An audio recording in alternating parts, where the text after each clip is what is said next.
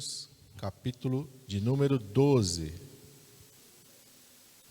E eu quero ler com os irmãos, inicialmente, o versículo de número 9 e o versículo de número 10. Amém? Todos acharam? Está escrito assim: E disse-me, a minha graça te basta, porque o meu poder se aperfeiçoa na fraqueza. De boa vontade, pois, me gloriarei nas minhas fraquezas, para que em mim habite o poder de Cristo. Por isso, sinto prazer nas fraquezas, nas injúrias, nas necessidades, nas perseguições, nas angústias por amor de Cristo. Porque quando estou fraco, então sou forte. Vamos orar. Pai, em nome de Jesus, nós estamos diante da Tua santa palavra nesta manhã. Meu Deus, e que o Teu Espírito tenha total liberdade para falar e para ministrar aos nossos corações aquilo que o Senhor tem para nós nesta manhã. Teu Espírito Santo possa se mover entre nós e sobre as nossas vidas. E o Teu Espírito Santo possa levar a Tua mensagem diretamente aos nossos corações. E que o nosso coração, nesta manhã, seja como aquela terra boa, na qual, caindo a boa semente, ela pôde frutificar. E a Tua palavra diz que a boa terra deu condições, e um frutificou a 30, outro a 60, outro a 100 por um. E assim sejam os nossos corações diante da boa semente, que é a Tua palavra. Senhor, usa a minha vida, eu te peço, na unção e no poder do Teu Espírito Santo. E que o Teu Senhor tenha total liberdade para falar, para agir e para se manifestar no nosso meio, segundo a Tua vontade e o Teu querer. É o que eu te peço em nome de Jesus. Amém. Glória a Deus. A minha graça te basta. O apóstolo Paulo está aqui falando de um espinho na carne, de um mensageiro de Satanás que o esbofeteava. E quando ele orou ao Senhor, lá no verso de número 8, ele diz: 3 vezes orei ao Senhor para que o tirasse de mim. E a resposta do Senhor para o apóstolo Paulo foi: a minha graça te basta, porque o meu poder se aperfeiçoa na fraqueza. Eu confesso para os irmãos que é difícil da gente entender a resposta de Deus para o apóstolo Paulo. Porque muitas vezes nós também passamos por espinhos, passamos por tribulações, como o apóstolo Paulo. A nossa vida não está isenta de enfrentarmos adversidades que vêm para nos afrontar mesmo, né? Aqui Paulo está falando de uma afronta contra ele. Um mensageiro de Satanás para esbofetear. E muitas vezes são situações que Satanás usa para nos afrontar, para nos esbofetear, para ser aquela resistência mais forte contra nós. E nos faz ficar indignados como Paulo. Paulo ficou indignado. Paulo não estava ali aceitando, não estava concordando com aquela afronta contra a vida dele. E ele ora e ele clama ao Senhor por 3 vezes. Ele pede para que o Senhor tire essa afronta, tire essa resistência de Satanás, essa oposição maligna contra a vida dele. E a resposta do Senhor: a minha graça te basta.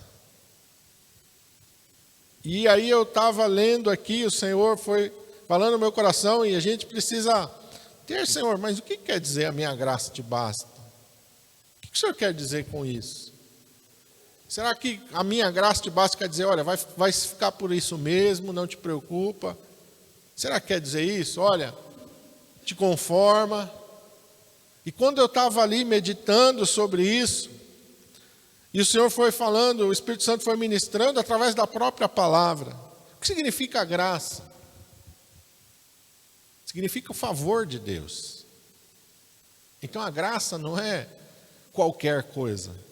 A graça é maravilhosa. Quando Deus fala para o apóstolo Paulo: a minha graça te basta, Deus está falando para Paulo: todo o meu favor eu estou te dando, isso é suficiente para você. Porque se Deus não for suficiente para nós, nada mais vai ser suficiente. Saber que Deus está comigo, saber que Deus está ao meu lado, que está a meu favor, é suficiente, irmãos. Isso é suficiente para nós. E é isso que Deus está falando para o apóstolo Paulo, e eu tenho certeza que Paulo entendeu. E nós precisamos entender que a graça de Deus a nós significa que Deus está conosco. E não somente conosco, que Ele é por nós. E que Ele vai agir por nós. Então é suficiente. A minha graça te basta, quer dizer, estou contigo. Estou a teu favor. Amém? Você não está sozinho. Eu estou com você. Eu estou caminhando com você. Eu vou lutar com você. Eu vou pelejar por você. A minha graça te basta. O meu favor te basta. Para que fique mais claro, para que você não tenha dúvida. Lá no começo de Êxodo, diz que os filhos de Israel estavam no Egito, na escravidão. Estavam sofrendo afronta, é ou não é? Ou quem é feliz sendo escravo? Sendo ali, como eles dizem, a palavra de Deus diz que eles gemiam debaixo da dura servidão. Até que Deus vem e se revela a Moisés na sarça e diz: olha, eu desci para livrá-los. Essa é a graça, esse é o favor de Deus. Deus está contemplando, Deus está ouvindo e Deus vem. Isso é graça. Deus vem a nosso favor, Deus vem a nosso socorro.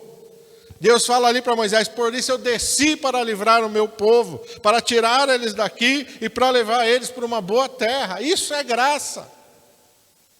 É a graça de Deus, é o favor, porque graça também significa um favor imerecido. Nós não merecemos. Os filhos de Israel não mereciam, ninguém merece. A gente tem que tirar essa ideia da nossa cabeça e a gente tem mérito. Não, nós não temos mérito, isso não é do Evangelho. Nós não somos merecedores. Pastor, como é que o senhor pode dizer isso? Eu digo isso porque a palavra nos mostra isso. Em Apocalipse, João está ali e a palavra de Deus diz, e é colocado um livro à destra do Senhor, do Pai, do Deus Todo-Poderoso, selado com 7 selos, e ninguém foi digno de abrir o livro, nem de desatar os seus selos, nem no céu, nem na terra, nem debaixo da terra. Ninguém. Significa que ninguém tem mérito próprio, a não ser aquele que veio e pegou o livro da mão daquele que estava sentado, porque só ele é digno de abrir o livro, de desatar os seus selos. Só Jesus é digno. Só Ele é digno. Então, quando nós entendemos a graça, nós entendemos que nós não merecemos. Deus não está em dívida com nenhum de nós.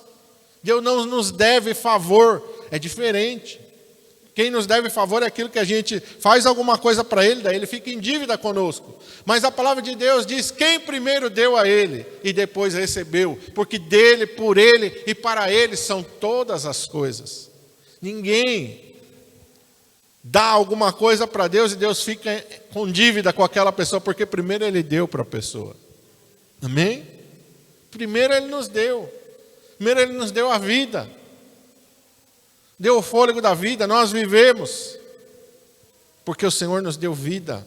Nós somos salvos por meio da graça de Deus, da fé. Isso não vem de nós, Paulo diz, é dom de Deus. Somos salvos pela graça, pela fé, através da fé.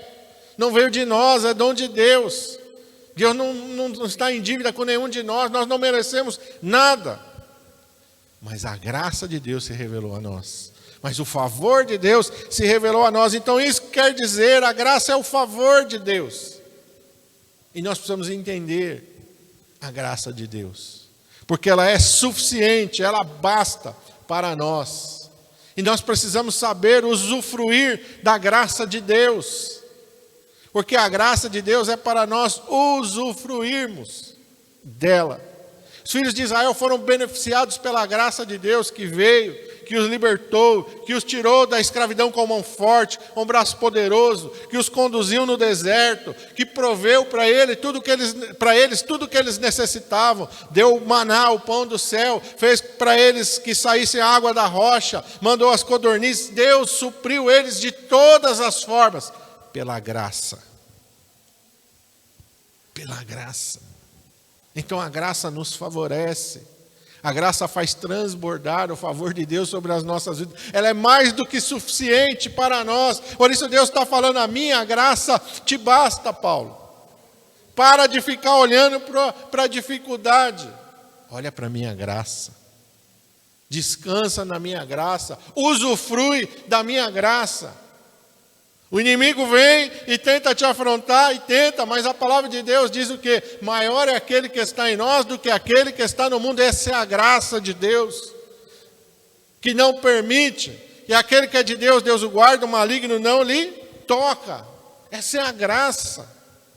Nós não contratamos a Deus para ser o nosso guarda-costa, mas Ele nos protege pela sua graça. Nós não contratamos a Deus para ser aquele que é encarregado da nossa vida, da nossa saúde, mas pela sua graça Ele cuida de nós. Ele nos dá saúde, Ele nos cura, Ele supre as nossas necessidades pela graça. Nós não merecemos nada disso, mas Ele nos disponibiliza a sua graça.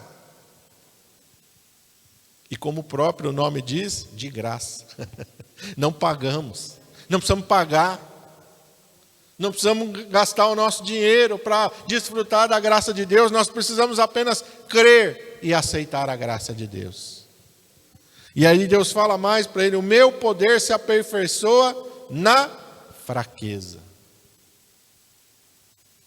E aí o apóstolo Paulo vai dizer, de boa vontade, pois me gloriarei nas minhas fraquezas, para que em mim habite o poder de Cristo. Quando Paulo está falando aqui, que ele vai se gloriar nas suas fraquezas, quando Deus está falando, o meu poder se aperfeiçoa na fraqueza, não é no pecado, entenda isso. Paulo não está se gloriando cada vez que ele pecava, não é isso que ele está falando. Deus não está falando, olha, eu vou te aperfeiçoar pelos teus pecados, não é isso. Essa fraqueza é aquela convicção de saber que a gente é falho, que não é na nossa força, que não é na nossa capacidade, que não é a gente que faz as coisas acontecerem, mas que nós somos totalmente dependentes de Deus. Quando Deus fala isso, é Ele que nos capacita. É isso que Paulo está entendendo. Eu quero ir com vocês um pouquinho mais adiante para Efésios, capítulo 6.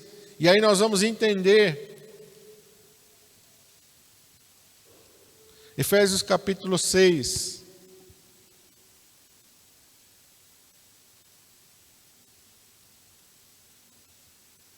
Antes de Efésios, desculpa, Filipenses, capítulo 3. Se está em Efésios, o próximo, Efésios, Filipenses 3. Depois nós vamos voltar lá para Efésios. Fraqueza significa que nós não devemos confiar em nós mesmos. Efésios 3, a partir do versículo 4, olha o que Paulo diz. Ainda que também podia confiar na carne. Se algum outro confia que pode confiar na carne, ainda mais eu, circuncidado ao 8º dia, da linhagem de Israel, da tribo de Benjamim, hebreu de hebreus, segundo a lei fui fariseu, segundo o zelo perseguidor da igreja, segundo a justiça que há na lei, irrepreensível, mas o que para mim era ganho, reputei-o perda por Cristo, e na verdade também tenho por perda todas as coisas, pela excelência do conhecimento de Cristo Jesus meu Senhor, pelo qual sofri a perda de todas estas coisas e as considero como escória, para que possa ganhar a Cristo e seja achado nele, não tendo a minha justiça que vem da lei, mas a que vem pela fé em Cristo, a saber a justiça que vem de Deus pela fé. O que Paulo está dizendo? Eu não confio na minha carne. É o complemento da graça. Está entendendo? Porque aquele que não entende a graça, o que ele vai achar? Que ele merece, que Deus está em dívida com ele. Por quê? E aí ele vai elencar as suas virtudes, como Paulo está falando aqui. Se alguém acha que pode confiar na sua carne, ainda mais eu. Isso aqui são virtudes humanas, circuncidado ao 8º dia, da linhagem de Israel, da tribo de... É o meu currículo. É o meu currículo. E quantas vezes nós achamos que nós temos um currículo diante de Deus? Que nossos feitos estão lá, diante de Deus. E aí, quando nós temos esse tipo de pensamento, nós estamos confiando em quem? Na carne, em nós. E quando Paulo fala, eu me glorio na minha fraqueza, Paulo está falando, eu me glorio no fato de que eu sei que não sou nada. Que eu não sou nada, que eu não mereço nada. Que eu sou apenas um servo nas mãos do Senhor. E que tudo que Deus opera em mim e através de mim, não é pela minha virtude, mas é pelo poder do Espírito Santo de Deus. É pela graça de Deus que está se manifestando em mim. Eu não confio na minha carne. Não confio nas minhas habilidades. Não fico olhando para mim e dizendo, nossa, Paulo, você é um servo bom de Deus, hein? Lembra, para a gente entender melhor isso aqui, esclarecer. Quando Jesus está no templo, ele está observando. E aí chega um fariseu e um publicano. E Jesus observa a atitude dos dois. Jesus conta isso como parábola. O publicano, lá de longe, não queria nem se aproximar. Batia no peito e dizia, tem misericórdia de mim, pobre, pecador. Ele está confiando na graça de Deus. Ele está sabendo que ele é fraco na carne. Mas o fariseu dizia, graças te dou, Senhor, porque eu não sou como esse publicano. O fariseu está confiando em quem? Em si mesmo, na sua carne, na sua justiça própria. Jejuo, dou meu dízimo, faço isso. Está confiando nas suas obras. E é isso que Deus não quer que a gente faça. Porque nós não somos merecedores. Quem primeiro deu a Ele e depois recebeu. Quando eu dizimo, quando eu oferto, eu estou apenas devolvendo uma parte daquilo que Deus mesmo me deu. Eu não estou colocando Deus em dívida comigo.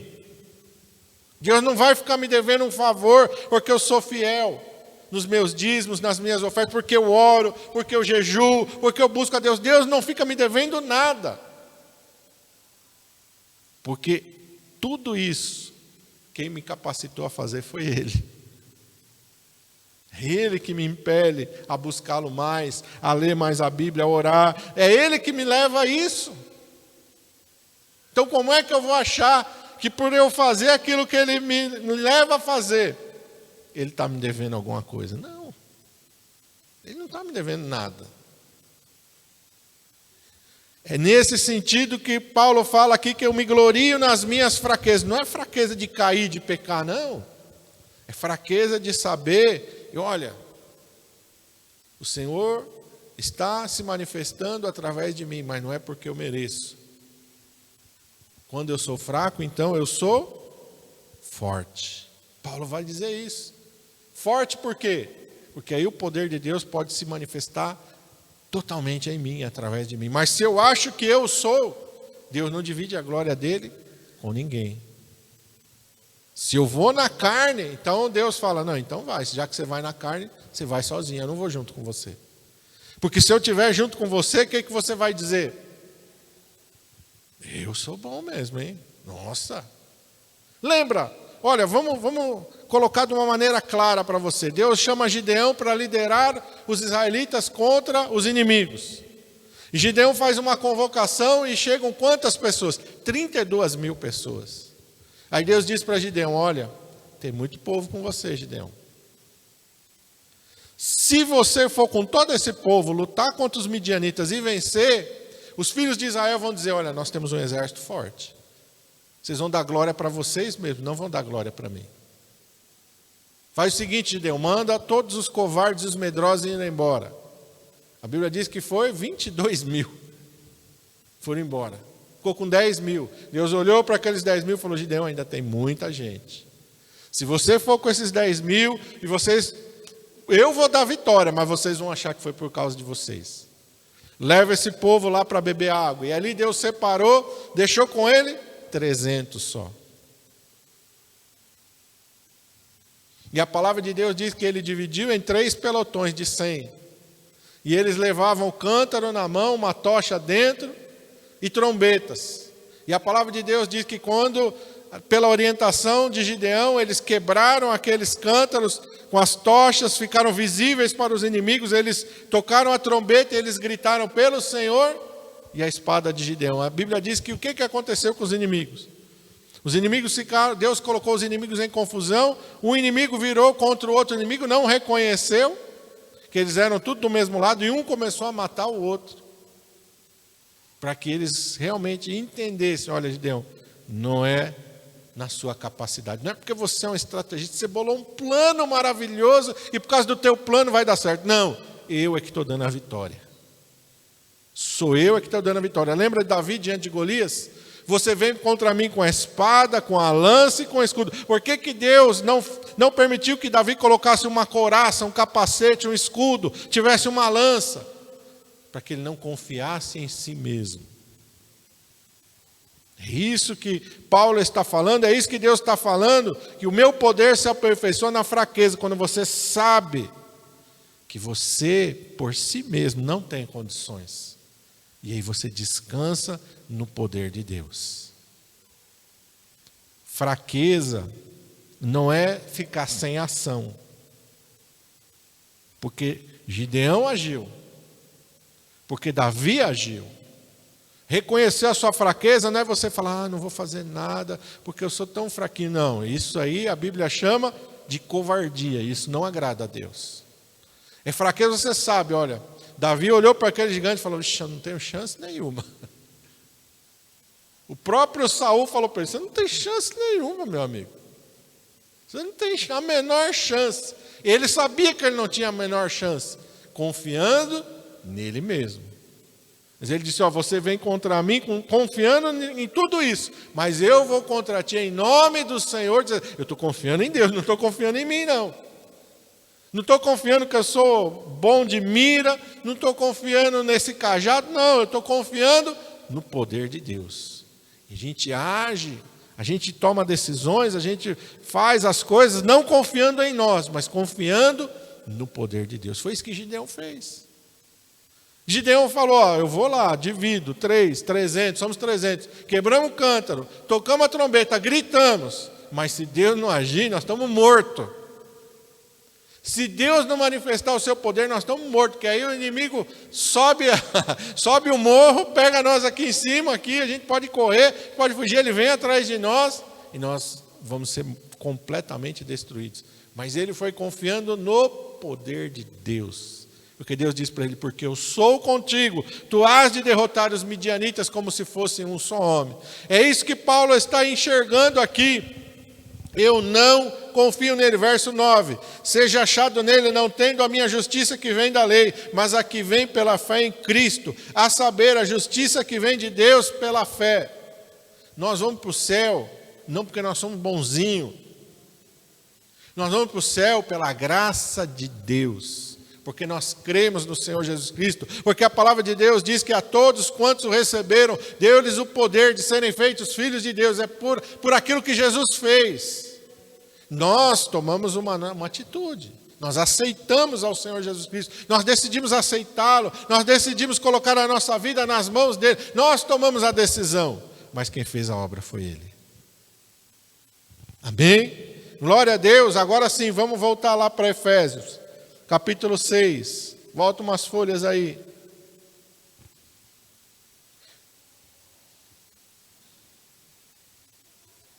Deus é quem nos capacita, quem nos reveste, quem nos dá condições para vencermos.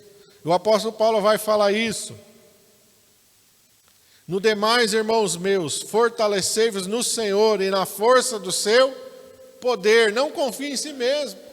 Não acha que você é bom, não acha que você é forte o suficiente. Não, fortalece-te no Senhor e na força do seu poder. Verso 11, revestivos de toda a armadura de Deus, para que possais estar firmes contra as astutas ciladas do diabo. A armadura quem dá? Deus. E você tem que fazer o quê? Resistir, ficar firmes. Verso 12, porque não temos que lutar contra carne e sangue, e sim contra principados, contra potestades, contra os príncipes deste século, contra as hostes espirituais da maldade nos lugares celestiais. Paulo está dizendo, olha, a nossa luta é espiritual. Não precisa ficar com raiva de ninguém, não precisa odiar ninguém, não precisa ter ressentimento de ninguém, porque nossa luta é espiritual. Verso 13, portanto, tomai toda a armadura de quem? De Deus. Quem é que te dá a armadura? Quem é que te reveste? Quem é que te cinge de força? É o Senhor. E qual é a tua parte? Para que possais resistir no dia mau, e havendo feito tudo, ficar firmes. Qual é a tua parte? Resistir. Ficar firme. Não é desanimar, não é retroceder, não é desistir. É ficar firme. Ah, mas eu não tenho força. Mas a minha força vem do Senhor. Quando eu sou fraco, então sou forte. Senhor, a luta está grande, eu não tenho condições, mas eu vou resistir, porque o Senhor é quem me dá força, porque o Senhor é quem me reveste da sua couraça. Senhor, está doendo. Senhor, a tua palavra diz que o Senhor me reveste da tua armadura. Eu vou resistir. Eu vou ficar firme, eu não vou retroceder, eu não vou desanimar, eu não vou desistir, eu não vou entregar os pontos, eu não vou jogar tudo para o alto, não, eu vou resistir. Porque o Senhor é quem me reveste com a tua armadura, porque o Senhor é quem me cinge de força, porque o Senhor é quem está comigo. Eu vou resistir. E aí no verso 14 ele diz, estai, pois, firmes, tendo cingidos os vossos lombos com a verdade, vestida a couraça da justiça, calçados os pés na preparação do evangelho da paz, tomando sobretudo o escudo da fé, com o qual podereis apagar todos os dardos inflamados do maligno. Tomai também o capacete da salvação e a espada do Espírito, que é a palavra de Deus, orando em todo tempo, com toda oração e súplica no Espírito, e vigiando nisso com toda perseverança e súplica por todos os santos. Agora você entende porque quando a luta vem, o diabo também começa a dizer para você, não adianta orar não, viu? Não ora não. Não vai na igreja não, você está muito triste. Você está muito, você está muito abalado, não vai, não, hoje você não vai não. Você está muito cansado, não vai não. Você está entendendo de onde vem isso? Porque a palavra de Deus diz para a gente ficar firme. Porque a palavra de Deus diz que a gente tem que perseverar. Porque a palavra de Deus diz que eu tenho que estar orando em todo tempo, com toda oração e súplica. Eu vou orar, eu vou me derramar mais aos pés do Senhor. Lembra daquela mulher viúva não, aquela mulher que Eliseu orou e ela teve o filho morreu, o que ela fez? Saiu chorando, desanimada, começou a chorar, e de longe ouviram o choro dela. Foi isso que aconteceu? Pegou o menino, levou para o quarto que ela tinha preparado para o profeta Eliseu, deitou ele na cama do profeta Eliseu, deu ordem para o moço, prepara um jumento aí e vamos em busca do homem de Deus. O marido olhou e falou, o que aconteceu? Não aconteceu nada, está tudo bem. Será que a gente teria condições de agir como essa mulher? Ou a gente ia se desesperar? Ou a gente ia desanimar? Ou a gente ia sair contando para todo mundo, nossa, você não sabe o que aconteceu comigo. Meu Deus, misericórdia, você não sabe o que aconteceu. Porque às vezes a gente faz assim. A gente conta para todo mundo, menos para Deus. Menos para quem resolve a situação. Aquela mulher foi, a palavra de Deus diz que ela chegou até o profeta. Ele mandou Geazi ao encontro dela, mas ela não falou para Geazi. Ela chegou ao profeta e o profeta falou, Deus me encobriu o que aconteceu. Deus nem revelou. E aí quando ela chegou no profeta, ela abriu o coração. E aqui o apóstolo Paulo está falando aqui para nós fazermos o quê? Com toda oração e súplica, verso 18, do Espírito Santo, Eu tenho que orar, tenho que clamar, tenho que abrir o meu coração, mas é para Deus. Não estou dizendo que é para o irmão. Irmão, me ajuda em oração. Não, você pode até fazer isso, irmão. É bíblico, a Bíblia diz orai uns pelos outros. Mas tem gente que não ora, conta para todo mundo, reclama, murmura, se queixa para todo mundo, mas não ora. Mas não pede nem oração às vezes. Ou às vezes pede oração e não ora, que também não adianta. Você pedir oração e você mesmo não orar. Você tem que orar. É o mínimo que você tem que fazer, é orar. Pede para os outros, para as pessoas te ajudarem em oração, mas não transfere a responsabilidade. A gente tinha até um tempo atrás, a gente brincava, né? Crente 6 horas, 6 horas por mim, mas eu não oro por mim. Não, tem que orar. Você pode pedir para as pessoas te ajudarem em oração, é lícito, é normal, é bíblico, a gente ensina isso, a gente faz isso com o maior prazer. Mas a própria pessoa tem que orar também. Tem que buscar também. Não dá para transferir a responsabilidade. As coisas no reino de Deus não dá para transferir. Eu tenho que fazer, eu posso, outras pessoas vão se juntar a mim. E o apóstolo Paulo fala isso, oração por quem? Por todos os santos. E no verso 19 ele fala, e por mim. Não deixa de orar por mim. Não é porque eu sou o apóstolo Paulo que eu não preciso de oração. Não, Paulo aqui está humildemente, olha, ora por todo mundo e ora por mim também. Ora. As pessoas mandam para mim pedido de oração, eu oro e eu sempre falo, ora por mim também, irmão. Porque a gente precisa de oração. Não somos autossuficientes, nós somos dependentes de Deus. E a Bíblia diz orai uns pelos outros. Olha o que diz aqui no verso 13. Resistir e ficar firme. Grava isso no teu coração. Resistir e ficar firme. Resistir é o quê? Tem coisas que a gente não pode aceitar na nossa vida. Que a gente tem que se indignar contra aquilo. E orar e clamar ao Senhor. Paulo estava indo, e a Bíblia diz, todos os dias estava seguindo uma mulher endemoniada. Estes homens que vos anunciam aqui o caminho, são servos do Deus Altíssimo. O diabo não estava mentindo, não. Mas foi até que Paulo, o que aconteceu com ele? Se indignou e repreendeu e expulsou aquele demônio. A palavra de Deus diz que ali, quando Saul foi ungido rei, veio os inimigos, cercou uma das cidades e queria colocar uma afronta em Israel. Falou, nós vamos dominar vocês. E aí, os moradores daquela cidade mandaram pedir ajuda para Saul. Saul falou, olha, nós vamos socorrer vocês. Enquanto isso, eles disseram para os inimigos, olha, dá um tempinho para a gente pensar, se a gente aceita as condições de vocês ou não. E aí o inimigo falou, olha, agora não adianta só vocês aceitar as nossas condições, não. Agora, além de vocês aceitar as nossas condições, que eles queriam entrar na cidade e saquear tudo. Nós vamos saquear tudo e nós vamos arrancar um olho de cada um.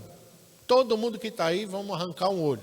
Quando Saul ouviu isso, a palavra de Deus diz que ele se indignou com essa afronta do inimigo. Tem coisas que tem que nos indignar, uma ira santa. Não, eu não aceito isso em nome de Jesus. Eu vou orar para que Deus venha. Eu vou orar para que Deus se manifeste. Eu vou orar para que Deus entre. Lembra de Senaqueribe? A palavra de Deus diz que ele manda o seu exército cercar Jerusalém. E ele manda o comandante do seu exército, Rabsaque, que vai lá, se coloca em pé e começa a zombar de Deus. Quem é o Deus de vocês? Nós já vencemos todos os reinos que tinha no caminho até aqui. O Deus de vocês é mais um que nós vamos vencer.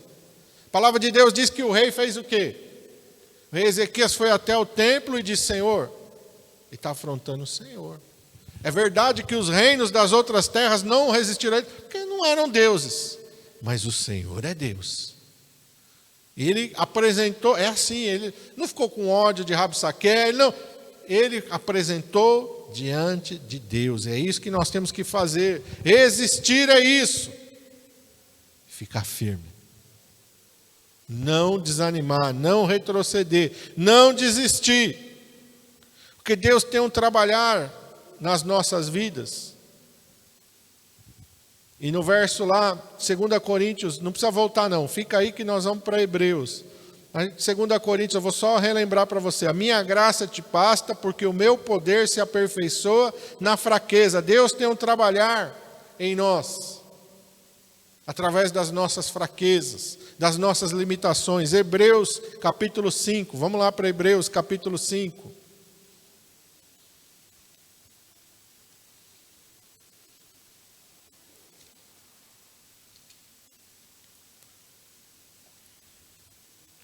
Versículos 8 e 9, eu quero ler com vocês.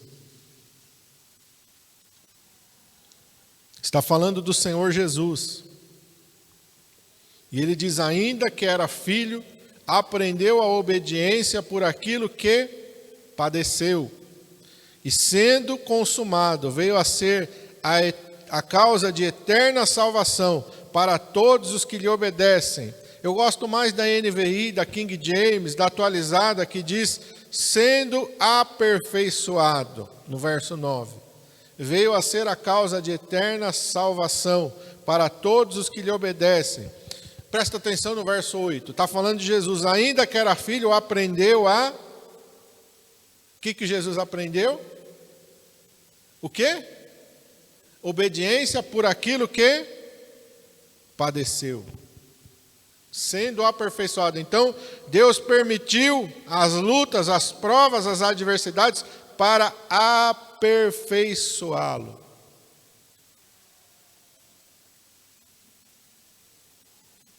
Aprendeu a obediência por aquilo que sofreu para ser aperfeiçoado. Uma das coisas, irmãos, que você tem que gravar no teu coração, que Deus quer te ensinar a ser obediente. Deus não tem compromisso com quem não é obediente. Grava isso no teu coração. Deus não tem compromisso com quem não é obediente. Deus só tem compromisso com quem obedece. Jesus aqui diz a palavra de Deus, e o Senhor Jesus, ele não precisava ser aperfeiçoado. Mas por que, pastor, está escrito isso?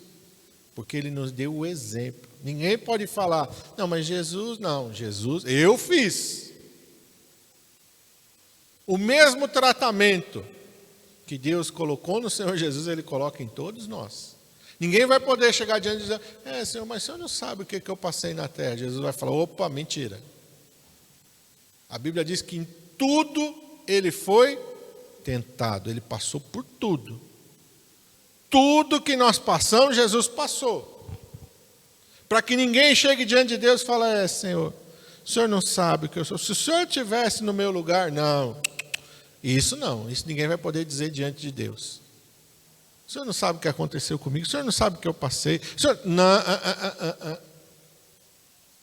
Deus não poupou o seu próprio filho, diz a palavra de Deus. Deus não poupou a Jesus. E Jesus não falou, não, eu não, pai, eu não preciso passar disso, não, que é isso? Isso é só para eles lá.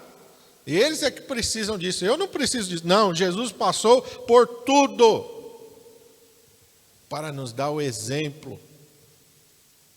Sendo obediente até a morte, morte de cruz, diz a palavra de Deus. Jesus foi obediente até o fim. Então a palavra de Deus nos diz aqui que no fato de que ele era filho de Deus, não o eximiu de ser obediente por aquilo que sofreu, para ser aperfeiçoado.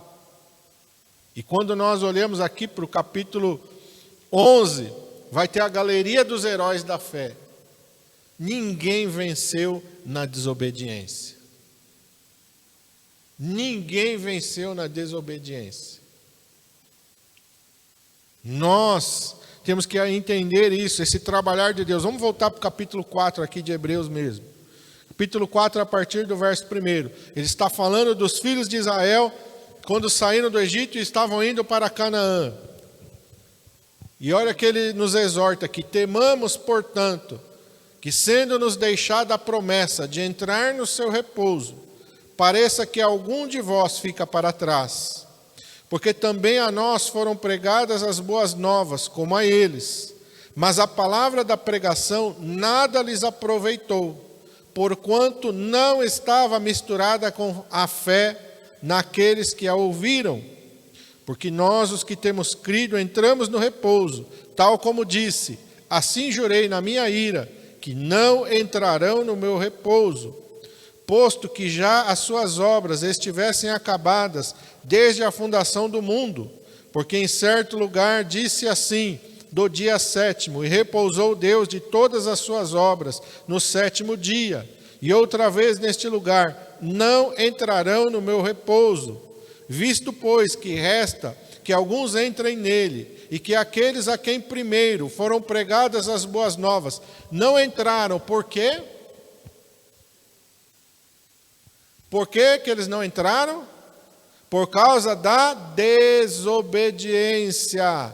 Determina outra vez um certo dia, hoje, dizendo por Davi muito tempo depois, como está dito: hoje, se ouvirdes a sua voz, não endureçais os vossos corações.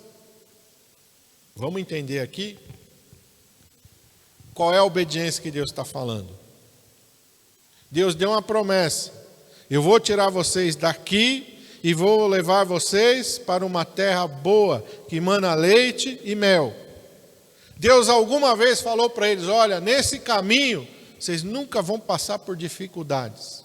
Vai ser, olha, vocês vão passar pelo deserto ali, como se vocês estivessem andando nas nuvens. Vai ser tudo às mil maravilhas para vocês. Deus falou isso? Não. Deus falou: vou tirar vocês daqui e vou levar vocês até lá. Vou com vocês. A mesma coisa que o Senhor fala para nós. Vou tirar vocês do império das trevas, transporto vocês para o reino do Filho do meu amor. Jesus disse: no mundo tereis aflições, tem de bom ânimo. Por que que aqueles foram rejeitados? Porque em cada dificuldade, cada problema, cada luta, cada adversidade que eles enfrentaram, o que que eles diziam? Ah, não, Moisés, assim não dá. Ah, não tem água, não tem pão. Não. Cada dificuldade reclamavam. E no seu coração, a Bíblia diz que eles voltavam para o Egito. Melhor fora, Moisés, e nós estivéssemos no Egito. No Egito é que era bom. No Egito que era bom. E quantas vezes o cristão às vezes fica olhando: puxa, mas eu sirvo a Deus, parece que dá tudo errado na minha vida. O fulano é ímpio, olha lá como ele está indo bem, olha lá como ele está prosperando, olha lá como ele está conquistando as coisas, olha lá como está dando tudo certo na vida, olha como ele é feliz. É esse tipo de atitude que desagrada a Deus.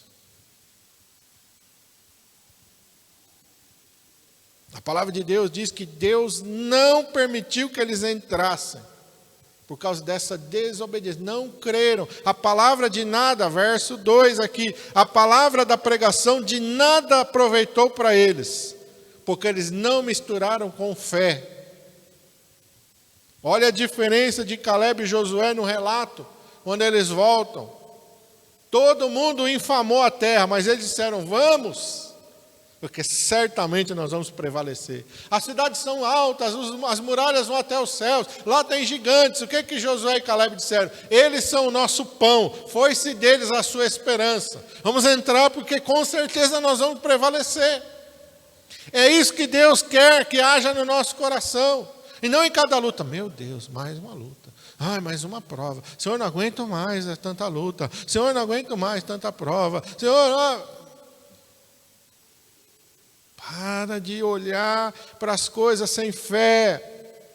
Para de murmurar no coração, dizer: meu Deus, agora não dá mais. Agora eu não resisto mais. Agora não tem mais jeito. Não! Em nome de Jesus eu vou vencer.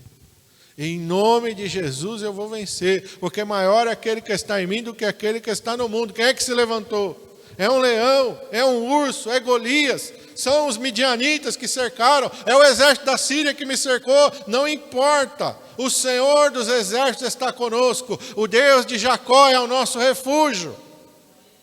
Pode me lançar na fornalha, o meu Deus tem poder de apagar a força do fogo. Se me jogar na cova dos leões, Deus manda o seu anjo e tapa a boca do leão. O Senhor está comigo, o Deus de Jacó é o meu refúgio. Está difícil. E eu não quero que você olhe para a situação e diga, olha, está tudo fácil. Não, não é isso. Mas Deus quer que você olhe com fé. Não importa o tamanho do problema. O meu Deus é maior. O meu Deus é maior do que qualquer problema, do que qualquer adversidade. Qual é o demônio que venceu Jesus?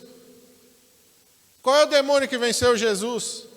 A legião disse para Jesus, não, nós não vamos sair não. Daqui nós não saímos, daqui ninguém tira nós. O gadareno é nosso. Foi isso que eles disseram para Jesus? Não. Não. Esse mesmo Deus está conosco. Creia, vai pela fé.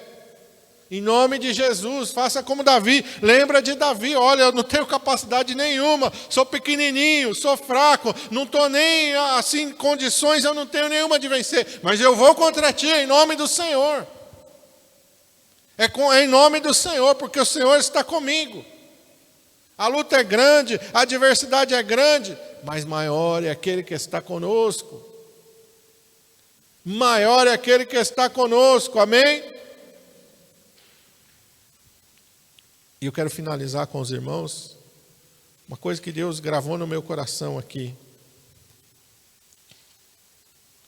A graça é a capacitação que Deus nos dá para caminharmos pela fé em obediência. Amém? A graça é a capacitação que Deus nos dá para caminharmos pela fé em obediência. Porque a palavra de Deus diz que quando eu olho para as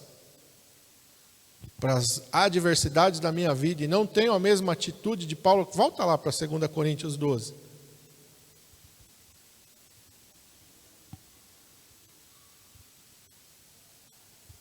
De boa vontade, no verso 9 ali, na parte final, ele diz, de boa vontade, pois me gloriarei nas minhas fraquezas, para que em mim habite o poder de Cristo.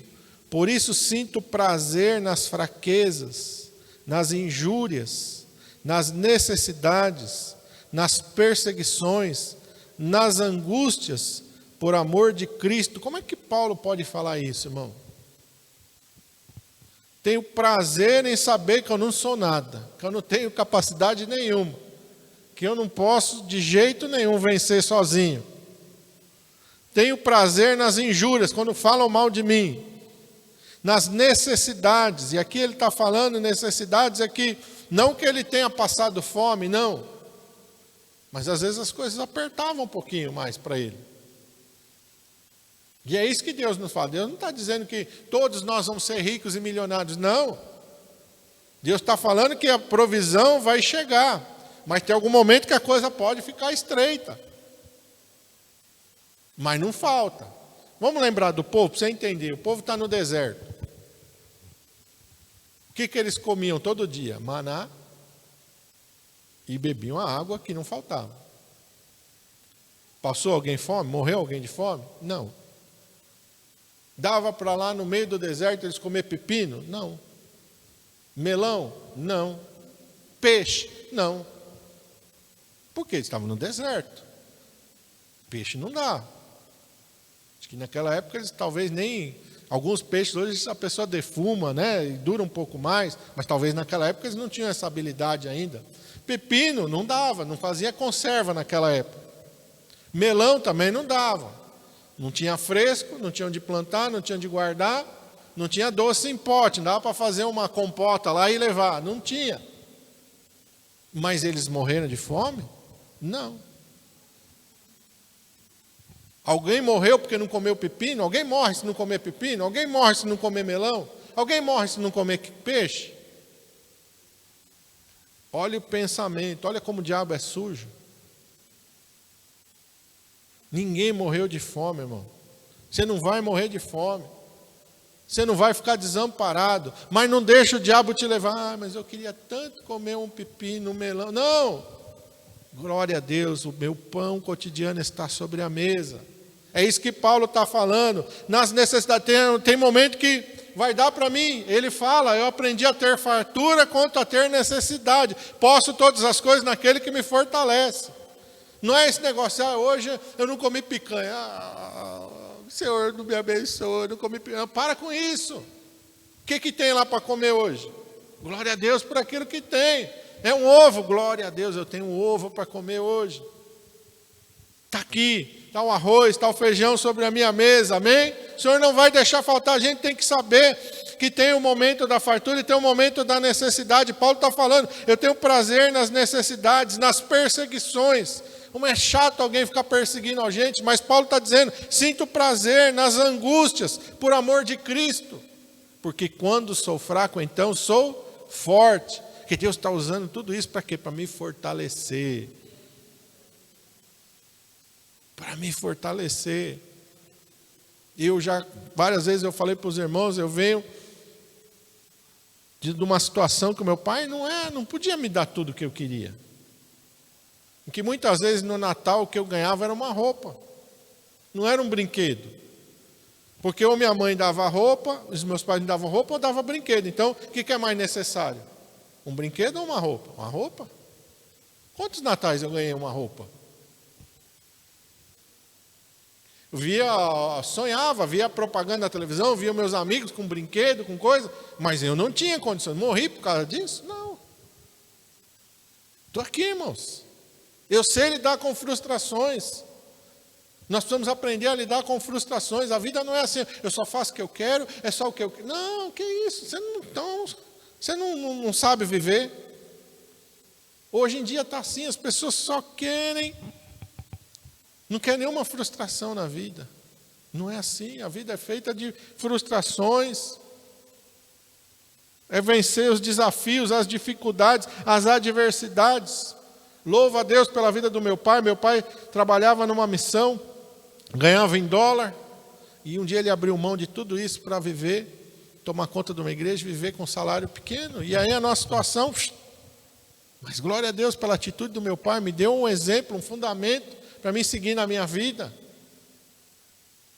Amém? Glória a Deus, porque a escolha dele não foi pelo dinheiro, foi pela fidelidade ao Senhor. Se ele tivesse escolhido o dinheiro, talvez eu nem aqui tivesse pregando o evangelho. Podia ter tudo e não ter nada. O que adianta o homem ganhar o mundo inteiro se perder a sua alma? A gente precisa aprender a dar valor naquilo que realmente tem valor. É isso que Paulo está falando. Eu sei que eu sou dependente do Senhor.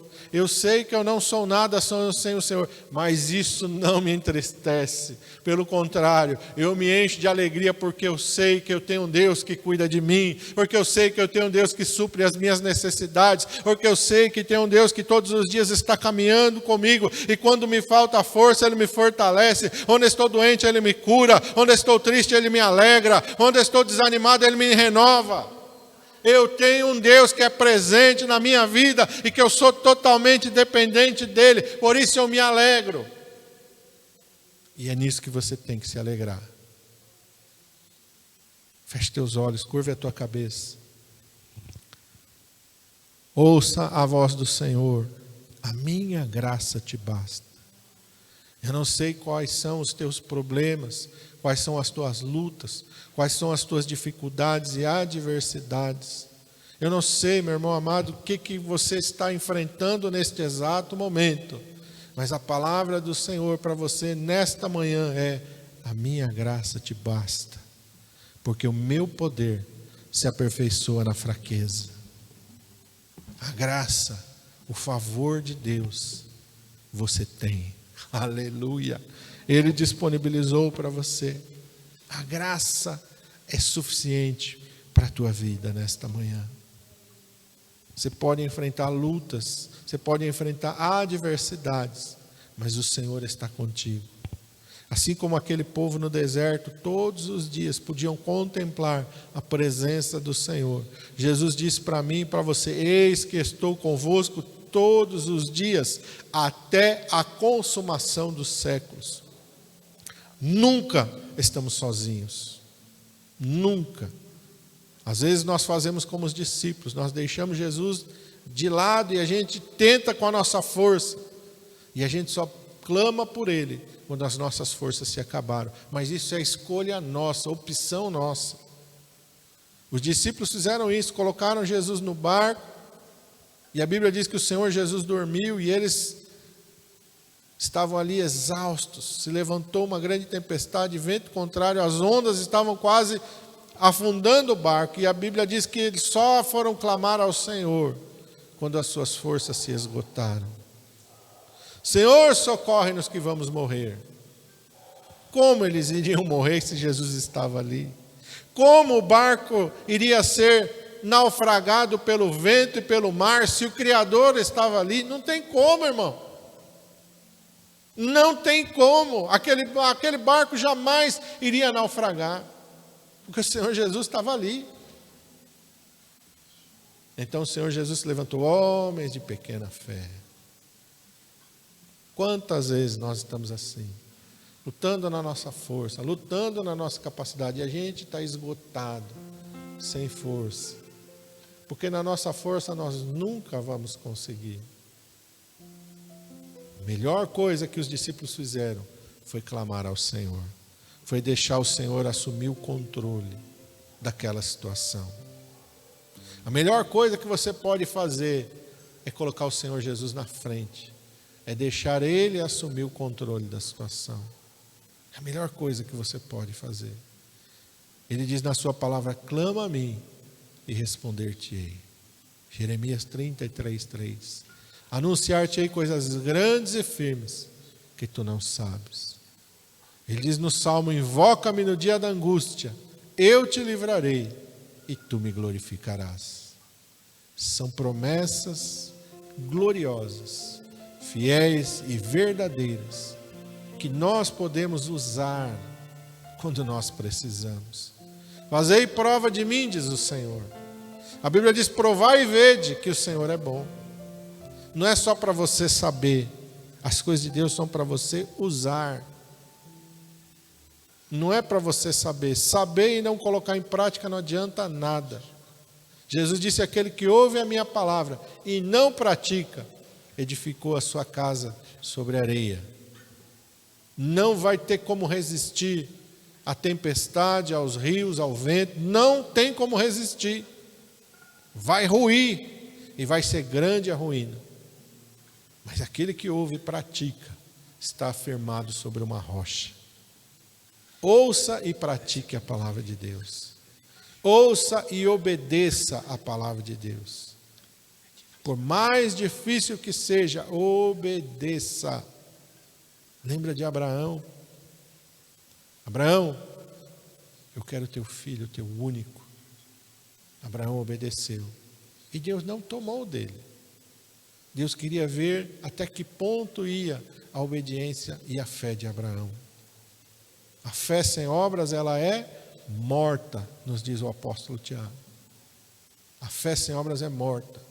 Muitas vezes nós dizemos que temos uma fé tremenda no Senhor, mas se não obedecemos, Deus está olhando para nós e está dizendo: você não tem fé nenhuma. Nenhuma. Você não é capaz nem de me obedecer. É na nossa obediência, pela fé, que nós vencemos. Em nome de Jesus.